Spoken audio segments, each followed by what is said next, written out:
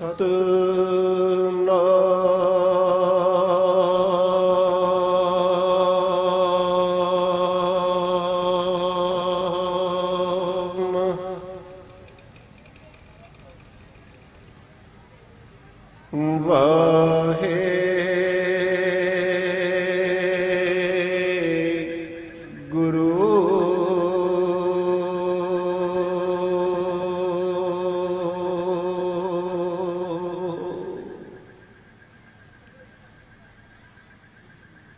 बार जाऊं गुर अपने ऊपर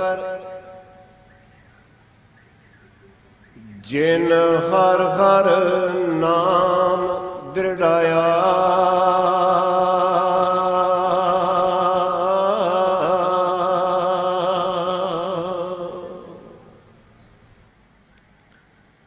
महा उद्यान अंधकार में जिन सीधा मार्ग दिखाया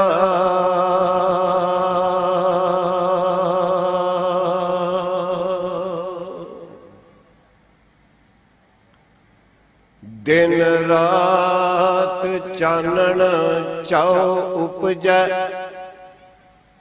शब्द गुर का मन वसै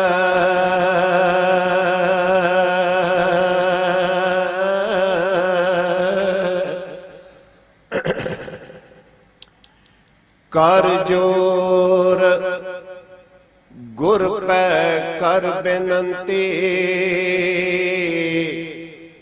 रहा पादर गुर दसै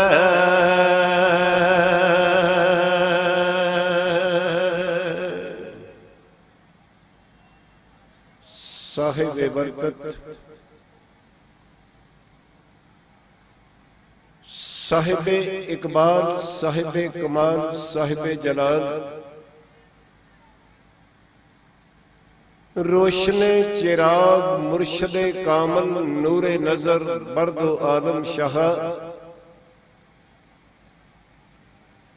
पीरां दे पीर गुरुआं दे गुरु बाबियां दे बाबे रहबरां दे रहबर जोगियां दे जोगी नाथां दे नाथ गरीब निवास सर्ब सुख संपन्न सर्ब दुख हरता चार पदार्थां दे दाते ज्ञान दे अगम्मी सागर कलयुग के बोखत दसां पातशाहियां अते प्रमाणिक भगतां दे आत्मक स्वरूप चौर तखत दे मालिक सर्ब सांझी वालता दी महान जागदी तस्वीर सरबरे कायनात बारगाहे इनायत राजान राज पानान पान देवान देव उपमा महान धन धन धन सतगुरु साहिब श्री गुरु ग्रंथ साहिब पिता महाराज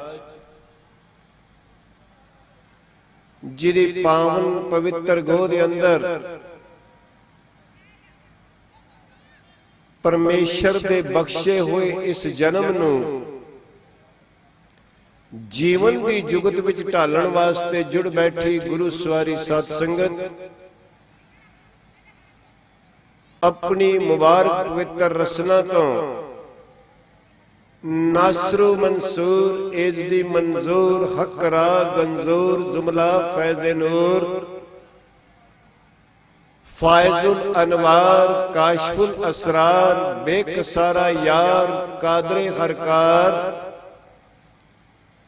खजाने हर गंज बेरहमे हर रंज खालसो बेकीना हक हक आईना हक हक अगाहा शाहे शैन शाहा बादशाह दरवेश हक हक अंदेश साहिबे कमाल सरबंस दानी अमृत के दाते दुष्ट दमन आपे गुर चेला धन गुरु कलगीधर पातशाह महाराज की बख्शिश की मुबारक पवित्र फतेह राखें इस नाचीज दासन दासरे नूं असीस बख्शो। दास वल्लों इस महान गुरमत समागम की बधाई सतगुरु की पावन फतेह राही कबूल पाओ। अपने अपने मुबारक पवित्र सीस बा सत्कार व प्यार व बैराग झुकाओ। सतगुरु गुरु ग्रंथ साहिब पातशाह के पावन पवित्र चरणों में प्यार सत्कार अते बैराग विच भिज के आखो वाहिगुरु जी का खालसा वाहिगुरु जी की फतेह। परम सत्कारयोग गुरु सवारी साध संगत जी, दास तो पहला सिख कौम की अजीम मायानास हस्ती सत्कारयोग भाई साहब भाई हरजिंदर सिंह जी, सतगुरु दा रब्बी कलाम, ए रब्बी इल्हाम, ए रब्बी उपदेश, ए रब्बी संदेश, ए रब्बी गीत, ए रब्बी शब्द, ए रब्बी नाद, ए रब्बी हुक्म मेरी तुहाडी झोली विच शरशार करके गए। मैं अक्सर ये गल क्या करदा, गुरुद्वारे आना पहला सस्सा है गुरु नूं सुनना, दूसरा सस्सा है गुरु नूं समझना, तीसरा सस्सा है जो समझ आ गया उहदे विच समा जाना। पहला सस्सा कन रस है, दूसरा सस्सा मन रस है, तीसरा सस्सा आत्म रस है। उन्होंने 4 शब्द गायन कीते ने, मैं नाल ही कमरे में जिथे ठहरिया सा उत्थे सुन रहा था। कीर्तन है गुरु नूं सुनना, कथा है गुरु नूं समझना। अगर ये सुनना कन रस रहा, ये जिंदगी नहीं बदलाएगा।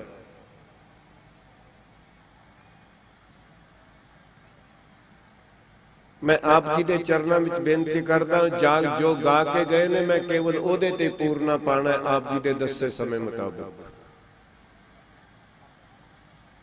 ये 4 पड़ाव ने जिंदगी दे। पहला है संकल्प, दूसरा है कर्म, तीसरा है संस्कार ते चौथा है सुभाव।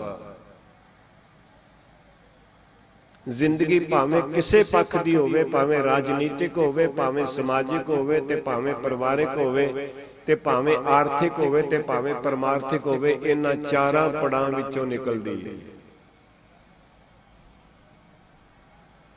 जैसे भावें कोई धार्मिक है, ते भावें कोई संसारी है, ते भावें कोई राजनीतिक है। इस शरीर भी 4 पड़ावां चों निकलदा है। मां दा गर्भ, ते गर्भ तो बाद बचपन, जवानी ते बुढ़ेपा। ये जीवन 4 पड़ावां चों निकलदा है। पहला संकल्प है, वो गा के गए ने 4 शब्द, मैं 4 की एक पंक्ति नोट की हुई है।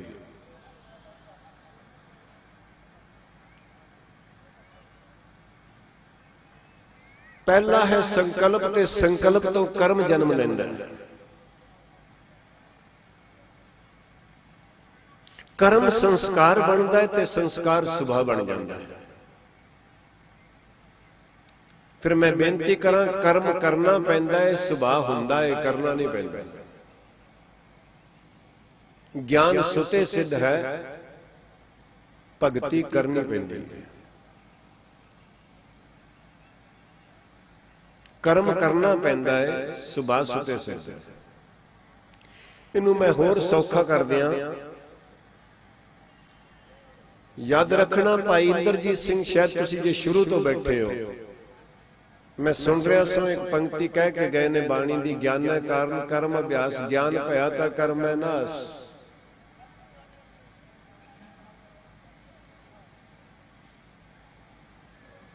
जैसे मैं सादी सादी जी गल करदा हुंदा, क्योंकि बहुत ही डूंगी मैनू आप नहीं नहीं आउंदी, मैं करा कित्थों।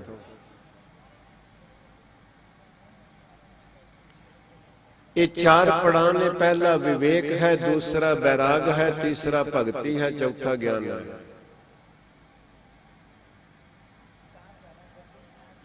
ਇਹਦੇ ਵਿੱਚੋਂ ਲੰਘਣਾ ਪਏਗਾ। ਔਰ ਉਹ ਚਾਰਾਂ ਦੇ ਗਾ ਕੇ ਗਏ ਨੇ ਸ਼ਬਦ ਮੇਰੀ ਤੁਛ ਬੁੱਧੀ ਮੁਤਾਬਕ। ਅਖੀਰ ਤੇ ਉਹਨਾਂ ਨੇ ਬੈਰਾਗ ਵਾਲਾ ਗਾਇਆ, ਇੱਕ ਵਿੱਚ ਭਗਤੀ ਵਾਲਾ ਗਾਇਆ, ਇੱਕ ਵਿਵੇਕ ਵਾਲਾ ਗਾਇਆ, ਇੱਕ ਗਿਆਨ ਵਾਲਾ ਗਾਇਆ। ਮੁਸ਼ਕਲ ਇਸ ਗੱਲ ਦੀ ਅਸੀਂ ਕੇਵਲ ਕੰਨ ਰਸ ਦੇ ਗਾਹਕ ਹਾਂ, ਇਸ ਤੋਂ ਅੱਗੇ ਸਾਡੀ ਬਿਰਤੀ ਜਾਂਦੀ ਹੀ ਨਹੀਂ। ਬਸ ਤਰਜ਼ੇ ਜ਼ਿੰਦਗੀ ਬਦਲਦੀ ਨਹੀਂ। ਇਹਨੂੰ ਮੈਂ ਇਸ ਤਰ੍ਹਾਂ ਕਹਿ ਦਿਆਂ, ਯਾਦ ਰੱਖਣਾ ਸੰਸਾਰ ਪਹਿਲਾਂ ਫਿੱਕਾ ਲੱਗੇਗਾ, ਇਹ ਨਿਸ਼ਾਨੀ ਇੱਥੋਂ ਤੁਰੇਗਾ ਪਰਮਾਰਥ। ਥੋੜਾ ਜਿਹਾ ਹੋਰ ਗੁਰੂ ਵੱਲ ਟੁਰ ਪਿਆ, ਇਸ ਤੋਂ ਬਾਅਦ ਸੰਸਾਰ ਇਹਨੂੰ ਕੌੜਾ ਲੱਗੇਗਾ। ਇਹ ਦੂਜੀ ਪੌੜੀ ਹੈ। ਇਸ ਤੋਂ ਥੋੜਾ ਜਿਹਾ ਹੋਰ ਅੱਗੇ ਨਿਕਲ ਗਿਆ ਜਗਿਆਸੂ ਨੂੰ ਸੰਸਾਰ ਜ਼ਹਿਰ ਲੱਗੇਗਾ। ਮੈਂ ਹੱਥ ਜੋੜ ਕੇ ਬੇਨਤੀ ਕਰਾਂ, ਅਗਰ ਇਸ ਤੋਂ ਵੀ ਅੱਗੇ ਪਹੁੰਚ ਗਿਆ ਤੇ ਫਿਰ ਹਰੀ ਦਾ ਰੂਪ ਲੱਗੇਗਾ। ਮੈਂ ਫਿਰ ਦੁਹਰਾ ਦਿਆਂ, ਹੋ ਸਕਦਾ ਗੱਲ ਤੁਹਾਡੀ ਪਕੜ ਵਿੱਚ ਵੀ ਆ ਜਾਏ ਤੇ ਤੁਹਾਡੀ ਅਸੀਸ ਮਿਲੇ, ਸ਼ਾਇਦ ਮੇਰੇ ਵੀ ਬਦਲ ਜਾ ਕੁਝ। ਪਹਿਲਾ ਕਦਮ ਇਹਦਾ ਜਦੋਂ ਪਰਮਾਤਮਾ ਵੱਲ ਟੁਰੇਗਾ ਸੰਸਾਰ ਫਿੱਕਾ ਲੱਗੇਗਾ। ਇਹ ਹੁਣ ਫੈਸਲਾ ਤੁਸੀਂ ਆਪਣਾ ਆਪ ਕਰਨਾ ਤੇ ਮੈਂ ਆਪਣਾ ਆਪ ਕਰਨਾ ਹੈ। ਬਈ ਮੈਨੂੰ ਤੁਹਾਨੂੰ ਟੀਵੀ ਦੀਆਂ ਫਿਲਮਾਂ ਚੰਗੀਆਂ ਲੱਗਦੀਆਂ ਨੇ ਕਿ ਕੀਰਤਨ ਚੰਗਾ ਲੱਗਦਾ ਹੈ, ਕਿ ਦੋਵੇਂ ਹੀ ਚੰਗੇ ਲੱਗਦੇ ਨੇ?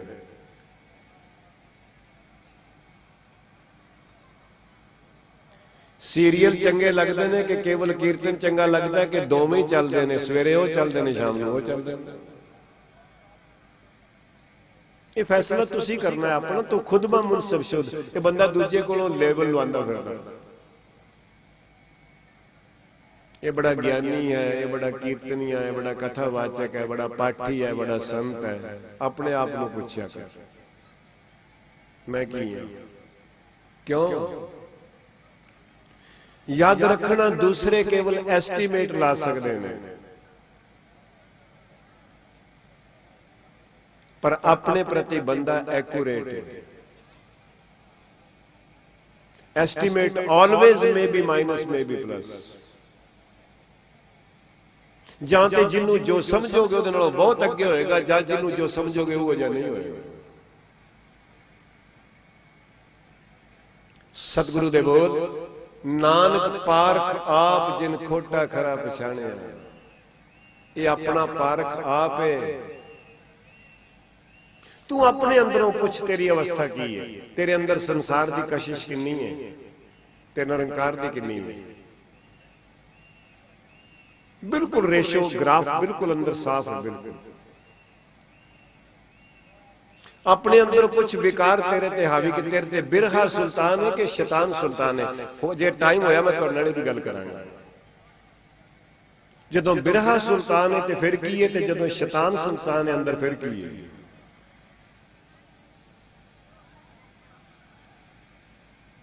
ਜੇ ਕਦੀ ਬਿਰਹਾ ਸੁਲਤਾਨ ਹੈ ਤੇ ਕਦੀ ਸ਼ੈਤਾਨ ਸੁਲਤਾਨ ਹੈ ਤੇ ਫਿਰ ਕੀ ਹੈ? ਫਿਰ ਭਾਦੋਂ ਹੈ।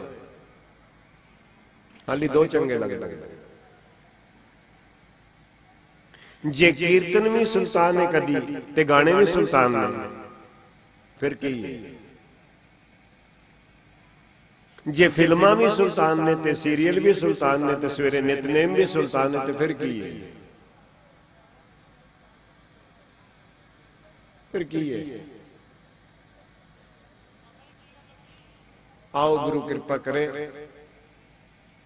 गुरु बख्शिश करे। आप जी ने सुनिया सी, उन्होंने पहला शब्द गाया, बिन भागा सत्संग न लभै, बिन संगत मैल परीजै जीव। ते ए भाग दी यात्रा विचार है।